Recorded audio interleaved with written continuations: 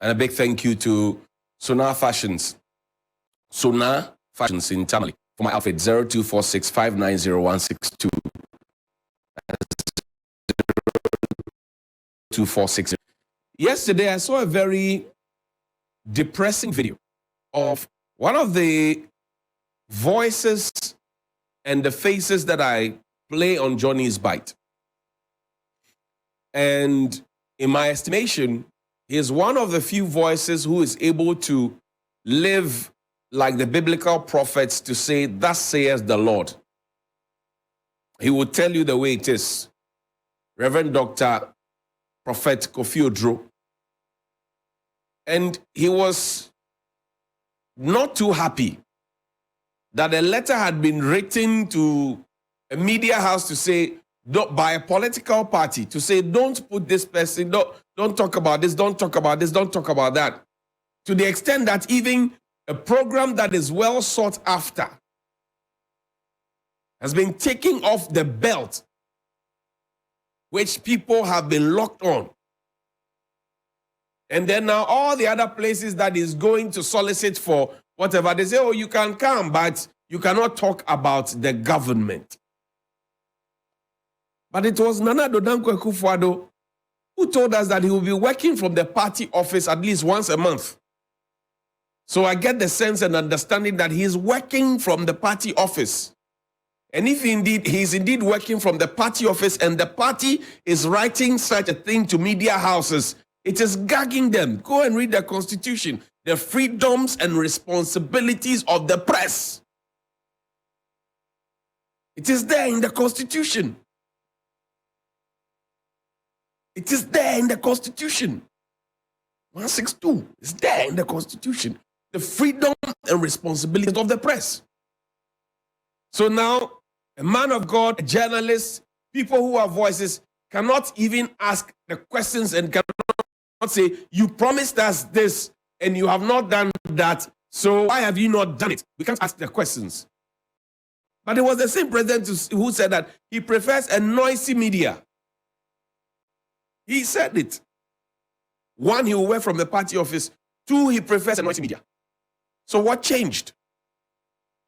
Is the party not aware that the man who made these promises before he became president, and even after he had become president, he re-echoed those thoughts, is still the man who is president and leader of the party? Has the party forgotten? Because I remember. So the pastor has been taking off because he speaks truth to power. He has been taking off. Is it gagging the press? I don't know. Is it gagging public opinion? I don't know. Please show me the tweets. Today we'll do receipts because the governor of it's getting confirmed that the governor of the Bank of Ghana indeed may have said what is being attributed to him, that he thinks that the demonstration to occupy the Bank of Ghana was needless or unnecessary, and that the minority MPs had avenues through which they can send their grievances through, and that they were behaving like hooligans on the streets in that protest. 22nd July 2014, Gabi Asario Tridako. I think the next occupation must take place at the Bank of Ghana, specifically to petition the governor to depreciate himself entirely from the scene. I think that the next occupation must take place at the Bank of Ghana, specifically to petition the governor to depreciate himself. Our city has been so depreciated, but nobody is asking for the governor of the Bank of Ghana to go hashtag Occupy BOG, hashtag Occupy Central Bank, hashtag sack Wampa. This was under Wampa. What was the exchange rate at the time? Was it around 3 cedis, 4 cedis, thereabout?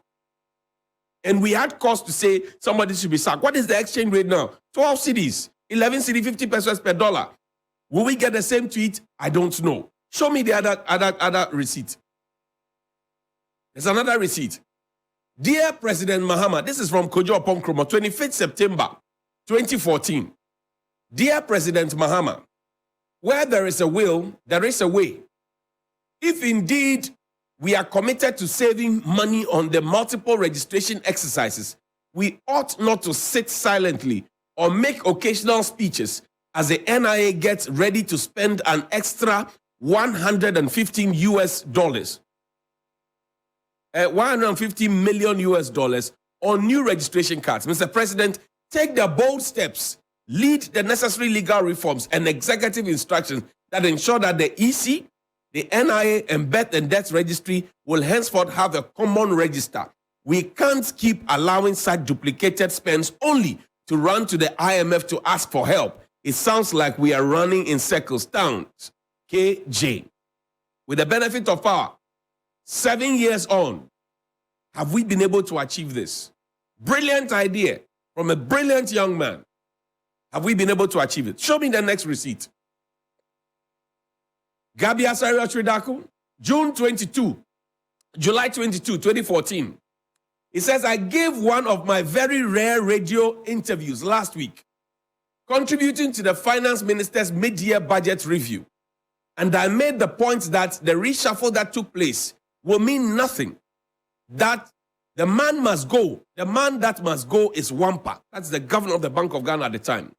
Any central bank boss who brings in measures against popular advice. Listen, any central bank boss who brings in measures against popular advice to resolve a crisis and those measures end up worsening the crisis as warned by all of us.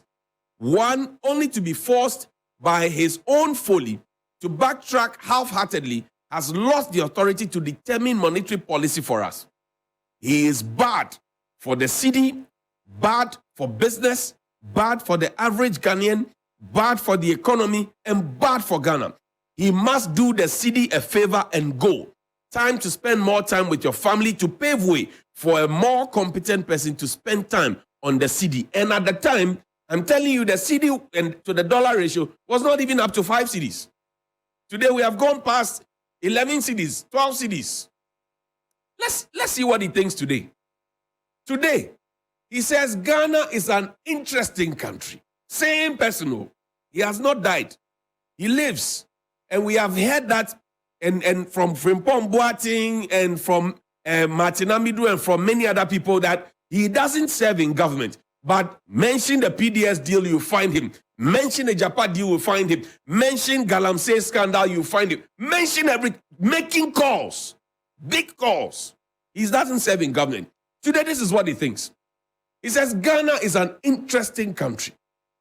All across the world, the economic crisis of the last couple of years has seen central banks stepping in to do what is necessary, even if not orthodox. So he's talking about the printing of money on the blind side, supporting government to be reckless, to borrow unnecessarily for the lender of last resort to be insolvent and yada, all those things. To use millions to do car repair. He's talking about those things.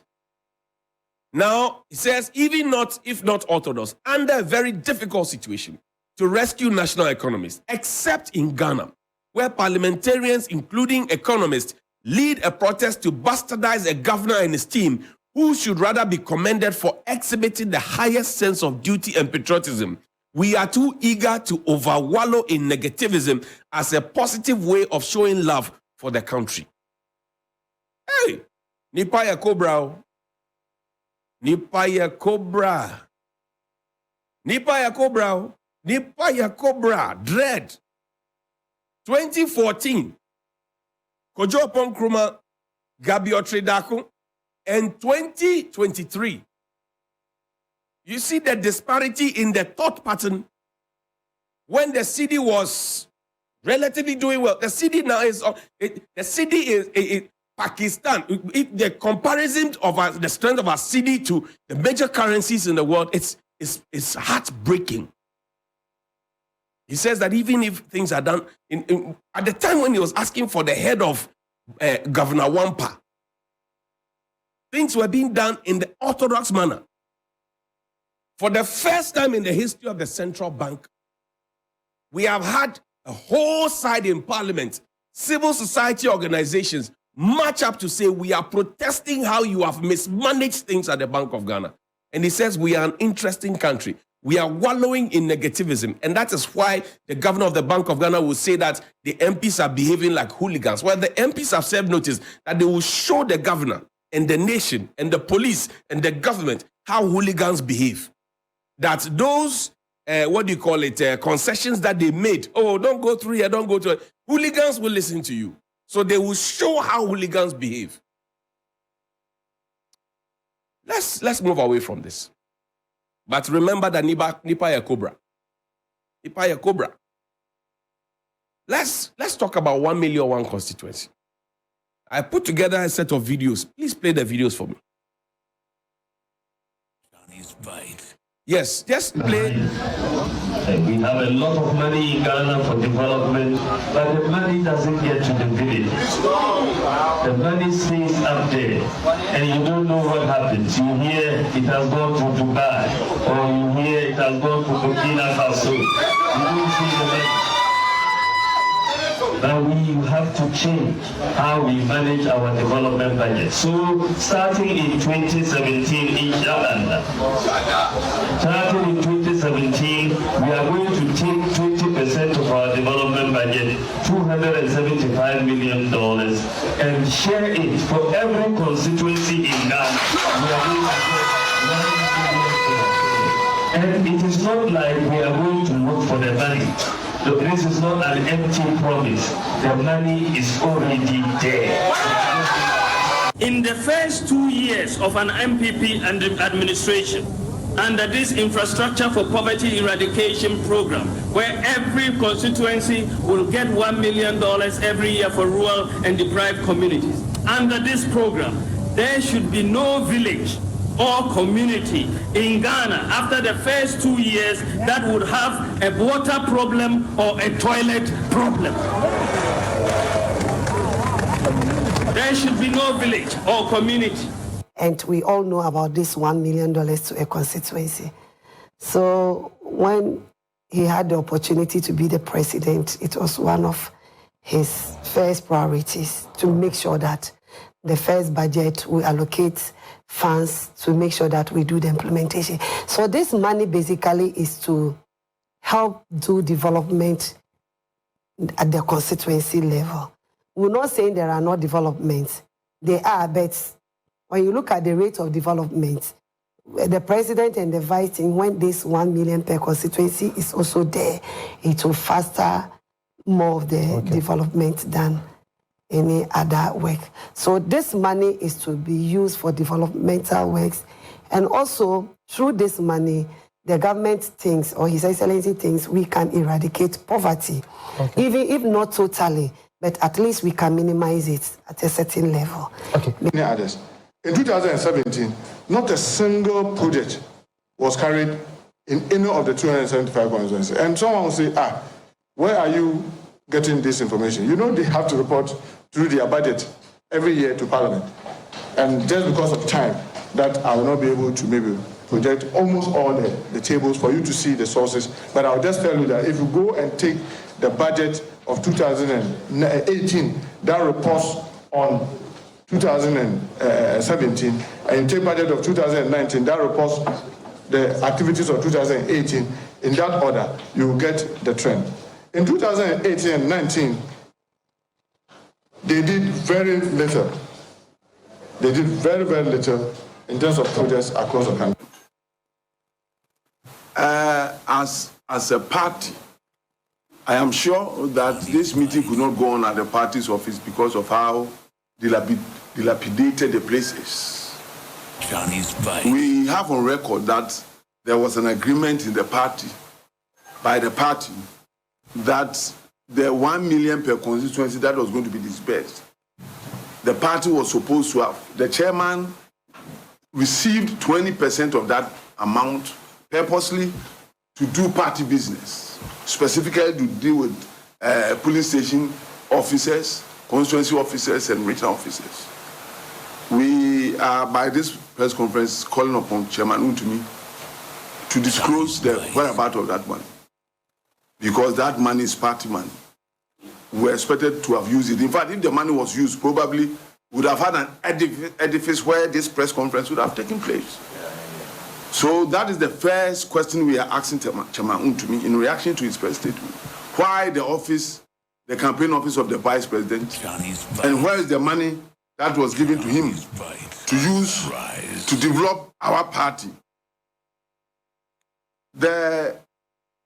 So this was Mr. Kusi, who speaks for Kennedy Japan. Before him was Muntaka Mubarak, sorry. Before him was Hawa Kumsing, Minister for Special Initiatives, who was put in charge of the $1 million per constituency. Before that was Dr. Baumia, and on and on and on. Has your constituency received $1 million? Have you seen $1 million? Mr. Kusi is telling us that the $1 million per constituency, so let's assume that it's just a Ashanti region, almost 50 constituencies, that is almost $50 million given out, and 20% of $50 million. We were told it was going to alleviate poverty. There's not going to be a toilet and water problem in 2 years. When we start this disbursement, we're going to get everything fixed out. Now, 20% of almost $50 million is supposed to be given to the party. Now, the question is that the only party in the region? So if you don't belong to the NPP, he said it, I didn't put a gun to his head to say it. 20% of national cake that was baked and we were all made to be under the impression that was going to be for all our sakes. 20% has already been given to a party. And now they're asking the party chairman to come and account for it. It was the same campaign team. Wontumi, put Ahmed Swale's photo up for me. Same campaign team. Where Wontumi was talking about murder, as if it's chips. We are picking chips at a funeral or an engagement or wedding. We're talking about the death of Ahmed Swale. And then Kennedy Japan says, let's go and ask Baumia. He's the chairman of the police council. And then they said, Wontumi says, if you threaten me again, I will show how you murdered Ahmed Swale, blah, blah, blah, and all of those ones. We are talking about the death of somebody. We are talking about murder. And they say, oh, Kofi says Ahmad did it. Ahmad says Kofi did it. Kofi says Ahmad did it. Ahmad said Kofi did it. And Ghana police, they are watching. Because their hands are in their mouths. They are watching. Let it be Sixtus and Johnny Hughes, who discussed the murder of Ahmed Swale and say, Sixtus, you killed Ahmed Swale. Sixtus says, Johnny, you killed Ahmed Swale. Ghana police, Dampari, will send people for us. Today. Both of them have come. The tapes are there. Both of them have not been invited by the police. The police has shamefully not issued a statement to that effect. And the poor man's family still doesn't have closure to the matter. Put Ahmed Swale's picture up for me. What was he investigating? Corruption. Same corruption that the government said they will fight. Same corruption that has been mentioned here.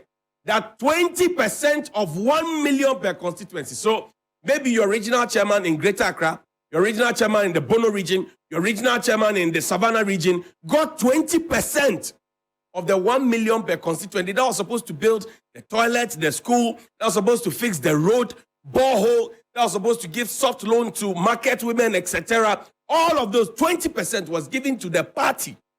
Same thing happened in the COVID fund. Felicity Tete, Northern Regional Chairman of the MPP, she said that she was given 100,000 cedis of COVID money. The party has not had the dignity to respond to that.